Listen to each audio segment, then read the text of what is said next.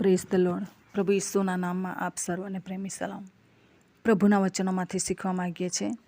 ગીતશાસ્ત્રનું પુસ્તક તેનો 91મો અધ્યાય અને 14 અને 15 કલમ. ત્યાં લખવામાં આવ્યું છે, તેણે મારા પર પોતાની પ્રીતિ બેસાડી છે, માટે હું તેને બચાવીશ. તેણે મારું નામ જાણ્યું છે, માટે હું તેને ઊંચો કરીશ. તે મને અરજ કરશે, એટલે હું તેને ઉત્તર દઈશ. હું સંકટ સમયે તેની સાથે થઈશ.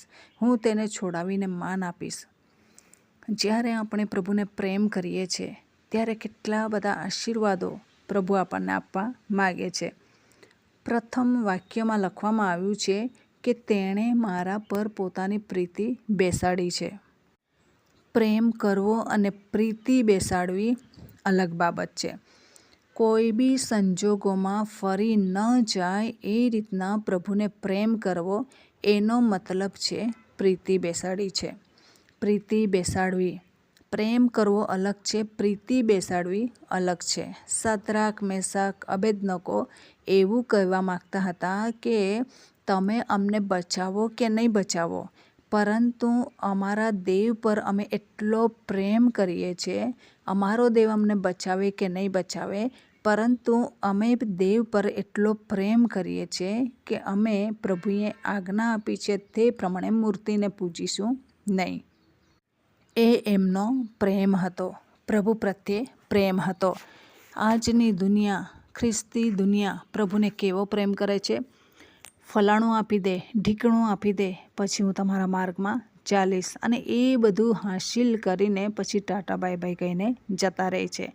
એ દેવ પ્રત્યે પ્રેમ નથી. કંઈ બી પ્રભુ આપણને નહીં આપે તો છતાં નીતિ નિયમ પ્રમાણે, નિત્યના ક્રમ પ્રમાણે પ્રભુને પ્રેમ કરવો, પ્રભુને ભજન કરવું, પ્રાર્થના કરવું, ત્યાગ કરવો, એ છે પ્રભુ પ્રત્યે પ્રેમ. જ્યારે આપણે પ્રભુને એવો પ્રેમ કરીએ છીએ, પ્રીતિ બેસાડીએ છીએ, ટસના મસ થતા નથી, કેટલી લાલચો, કેટલા પ્રોબ્લેમો, પરંતુ પ્રભુને વફાદાર, સાથે સાથે પ્રભુને પ્રેમ, અતૂટ પ્રેમ કરવાવાળા બનીએ છીએ, તો પ્રભુ આપણને શું કહે છે કે માટે હું તેને બચાવીશ. જ્યારે પ્રભુને પ્રેમ કરીએ છીએ તો પ્રભુ આપણને આ જગતના વાનાઓથી, જગતના ખતરાઓથી બચાવવાને માટે પ્રથમ એ પ્રોમિસ કરે છે. બીજું છે, તેણે મારું નામ જાણ્યું છે. હું કોણ છું?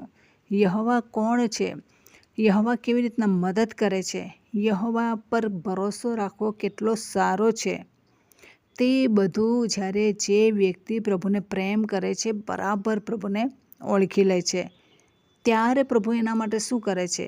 માટે હું તેને ઊંચો કરીશ. મારું નામ જાણે છે.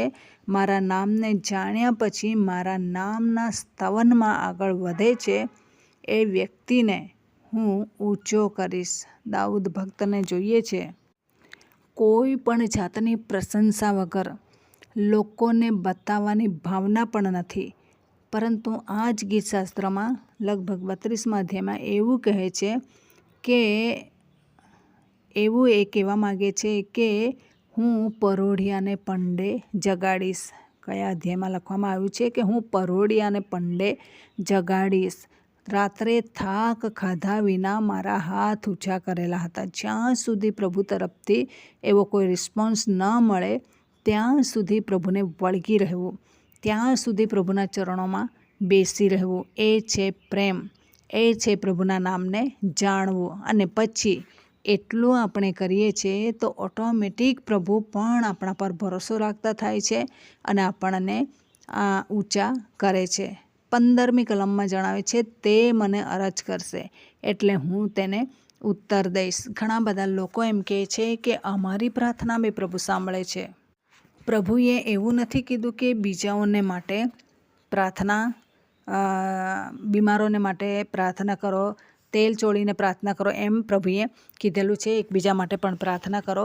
એવું પણ ઘણા લોકો વિરોધ કરે છે, એમ કે મારી પ્રાર્થના પ્રભુ નહીં સાંભળે કે? ઓકે, તમારી પ્રાર્થના પ્રભુ સાંભળે છે તો પછી વિશ્વાસ છે, ભરોસો છે તો કરો ને પ્રાર્થના, કોણ ના પાડે છે? પરંતુ જ્યારે ઘણા બધા ચિંતાઓમાં લોકો ફસાઈ જાય છે, અવિશ્વાસ જેવી પરિસ્થિતિ એમના જીવનમાં આવી જાય છે, એવા સમયે કેટલીય પ્રાર્થના કરવા છતાં પણ નથી પ્રભુ સાંભળતા એવું લાગે અને ના છૂટકે બીજાને વિનંતી આપવી જ પડે છે. અહીંયા જે વ્યક્તિઓનો પ્રભુ સાથે કરાર છે એ વ્યક્તિઓ જ્યારે પ્રભુને હાંક મારે છે, કાલાવાલા કરે છે, તરત જ પ્રભુ ઉત્તર આપે છે, હું સંકટ સમયે તેની સાથે થઈશ. એ વ્યક્તિ સંકટમાં હશે તો પોકાર કરવાની પણ જરૂર નહીં પડે. ઓલરેડી પ્રભુ એમની સાથે થવાને માટે તૈયાર છે. હું તેને છોડાવીને માન આપીશ. 2 વાર પ્રભુએ માન આપવાને માટે વચન આપેલું છે. તો શા માટે પ્રભુને આપણે પ્રેમ નથી કરતા? શા માટે ઉપર છલ્લો પ્રેમ કરીએ છીએ? શા માટે ઢોંગવાળો પ્રેમ કરીએ છીએ? મેકઅપનો લપેડાની જેમ આપણે પ્રભુને પ્રેમ કરીએ છીએ એ બતાવીએ છીએ, પરંતુ અંદર ખાને ખોખલું હોય છે. આ દિવસોમાં આટલી સુંદર કલમ પ્રભુએ આપણને આપી છે કે તેણે મારા પર પ્રીતિ બેસાડી છે. પ્રભુ કહે છે કે એ વ્યક્તિ, એ મારો જે પ્રેમી છે, એ વ્યક્તિ એટલે કે જે વ્યક્તિ મને પ્રેમ કરે છે, દુનિયામાં ઘણા બધા ચીજ વસ્તુઓ છે એને નહીં, પરંતુ મને ઈશ્વર તરીકે પ્રેમ કરે છે, તો એવા વ્યક્તિને માટે આટલા વાના હું કરીશ. તો આટલું બધું પ્રભુ આપણા માટે કરવા જઈ રહેલા છે. તો દુનિયાનો ઢોંગાળો પ્રેમ શા માટે કરીએ છીએ? જે આજે હા અને કાલે ના, આજે વફાદારી કાલે બેવફાઈ, એ બધા પ્રેમમાં આપણે કેમ પડીએ છીએ? લોકોના દગાબાજીમાં કેમ પડીએ છીએ? એના કરતાં તો ઈશ્વરને પ્રેમ કરીએ, ઈશ્વરનું ભજન કરીએ, ઈશ્વરને પોકારતા રહીએ અને ઈશ્વર આપણા માટે વધુને વધુ કામ કરતા જશે. તો આ દિવસોમાં ઈશ્વરને પ્રેમ કરીએ, ઈશ્વરના નામને જાણીએ અને ઈશ્વરને અરજ કરીએ. ઈશ્વર આપણા માટે બધું જ કરવા તૈયાર છે. એ ઈશ્વરને આપણું સર્વસ્વ આપી દેવાને માટે આપણે પ્રયત્ન કરવાની જરૂર છે. સર્વસ્વ આપી દઈએ અને જોઈએ કે પ્રભુ આપણા માટે શું નથી કરતા. બધું જ કરવા તૈયાર છે. તો આ દિવસોમાં વધુને વધુ તેમના રાજ્યના માટે કામ કરતા આગળ અને આગળ વધીએ. તો આ વચન પ્રમાણે જીવન જીવવા પ્રભુ સહાય કરે. વચનનો આશીર્વાદ પ્રભુ આપણને સર્વને પૂરો પાડે. આમેન. પ્રાર્થના કરીએ. પ્રેમાળ પરમેશ્વર પિતા, અમે તમારો આભાર માનીએ છીએ, તમારી સ્તુતિ કરીએ છીએ. તમામ શ્રોતાજનોના જીવનમાં તમે અજાયબ જેવા કામ કરજો. દરેકની સાથે ને પડખે રહેજો. જગતના જે પ્રભુ સડી જનારા વાના છે એને પ્રેમ કરનારા નહીં, પરંતુ પ્રભુ અનંતકાળ ટકનારા વાના અને જે ખ્રિસ્ત સદા રહે છે એને પ્રેમ કરવાને માટે તમે કૃપા પૂરી પાડો. તમારી દયા અને કૃપા એ તમામ શ્રોતાજનો ઉપર રહેવા દેજો, જેઓ તમને અંતઃકરણથી ચાહે છે, પ્રેમ કરે છે. દરેકની સાથે પડખે રહીને પ્રભુ તમે અગુવાઈ પૂરી પાડો. વધુને વધુ તમારા મહિમાને માટે ઉપયોગી બનાવો. એવી કૃપા અમે તમારી પાસે માગીએ છીએ. આ પ્રાર્થના પ્રભુ ઈસુના મૂલ્યવાન નામની અંદર માગીએ